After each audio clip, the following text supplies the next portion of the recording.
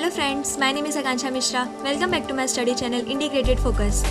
आज हम देखेंगे कंटिन्यूअस ऑडिट और इंटरिम ऑडिट में क्या फ़र्क होता है। कंटिन्यूअस ऑडिट और इंटरिम ऑडिट को मैंने सेपरेटली बता चुका है मीनिंग, बट हम अभी उसके अलावा अदर पॉइंट में क्या डिफरेंस है वो देखेंगे। फर्स्ट है, in the case of continuous audit the work of audit is carried on for the whole financial year according to the convenience of the auditor, while in interim audit the audit work is done only up to a certain date. interim audit में हम कुछ certain date पे करते हैं auditing, but continuous audit में ये पूरे साल तक चलता है क्योंकि ये कंटिन्यूअसली होता है। सेकेंड है, in the case of continuous audit verification of assets and liability is done at the close of financial year, while in the case of interim audit such a work is done at the time of audit. ये जो interim audit होती है ये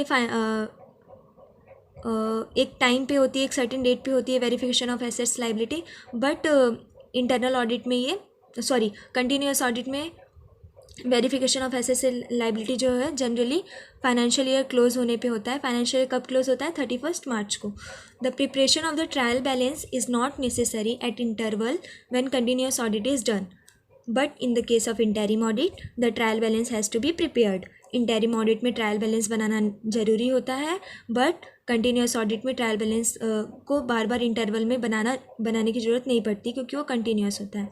the auditor report at the close of the financial year in the case of continuous audit, but in the case of interim audit such a report is to be submitted by the auditor at the time of audit.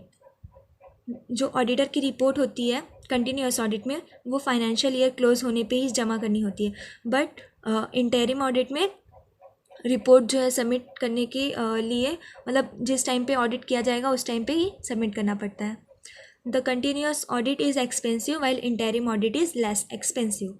ये इसमें तो समझाने की कोई बात ही नहीं है। The continuous audit cause inconvenience to the staff of the client while interim audit does not. Continuous audit में इनकन्वीनियंस होती है स्टाफ को, क्लाइंट को, कि बार बार ऑडिटर जो है एक क्वार्टरली या मंथ बेसिस पे आके ऑडिट करता है तो क्लर्क को परेशानी होती है, बार बार उसको फ्रॉड करने के चांसेस भी कम होते हैं। बट इंटरिम ऑडिट में सिर्फ एक ही बार ऑडिटर आता है और पूरे साल के काम को चेक करता है, तो इसमें कोई इनकन्वीनियंस नहीं होती। तो ये था छोटा सा difference between continuous audit and interim audit. Thanks for watching. Please like, share and subscribe my video.